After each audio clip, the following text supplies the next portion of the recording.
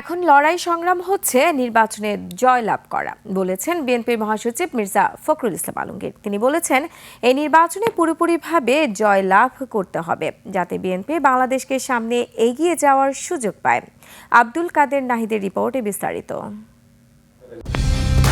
Colour expert, George sap এবং mild on hands technology সমৃদ্ধ Orix crystal wash আপনার laundry expert. রাজধানীর কৃষিবিদ ইনস্টিটিউট মিলনায়তনে বিজয়ের মাস উপলক্ষে বিএনপির বিভাগীয় নেতাদের অংশগ্রহণে দেশ গড়ার পরিকল্পনা বিষয়ে কর্মশালা। আমাদের নেতা খুব শিগগিরই আমাদের মাঝে আসবেন।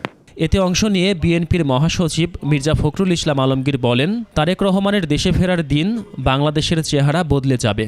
নেতা যেদিন আমাদের আসবেন, যেদিন বাংলাদেশে পা দেবেন, সেদিন যেন সমগ্র বাংলাদেশ কেঁপে উঠে। বন্ধুগণ, এই কথাটা আপনাদের মনে রাখতে হবে, পারবেন তো?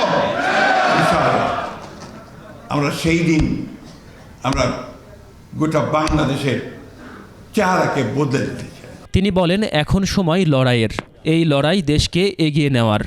আমাদের সমস্ত শক্তিকে ঐক্যবদ্ধ করে আসুন আমরা এই লড়াইয়ে জয়লাভ করবার আমরা শপথ গ্রহণ করি এবং আমাদের দেশনেত্রী বেগম খালেদা জিয়া আমাদের মাঝে আবার ফিরে আসবেন, আল্লাহ তাআলার কাছে এই দোয়া করি। এদিকে কৃষক দলের প্রতিষ্ঠা বার্ষিকীতে শহীদ প্রেসিডেন্ট জিয়াউর রহমানের সমাধিতে শ্রদ্ধা নিবেদন করেন সংগঠনের নেতাকর্মীরা। পরে বিএনপির স্থায়ী কমিটির সদস্য আমির খসরু মাহমুদ বলেন, বিএনপি দেশে রাজনৈতিক সংস্কৃতি প্রতিষ্ঠা করতে চায়। দ্বিমত পোষণ করেও সম্মান রাখতে হবে। একটি নতুন রাজনৈতিক সংস্কৃতি আমরা প্রতিষ্ঠা করতে চাই বাংলাদেশ। বিএনপি ক্ষমতায় গেলে কৃষকদের অধিকার নিশ্চিত করবে বলেও জানান তিনি।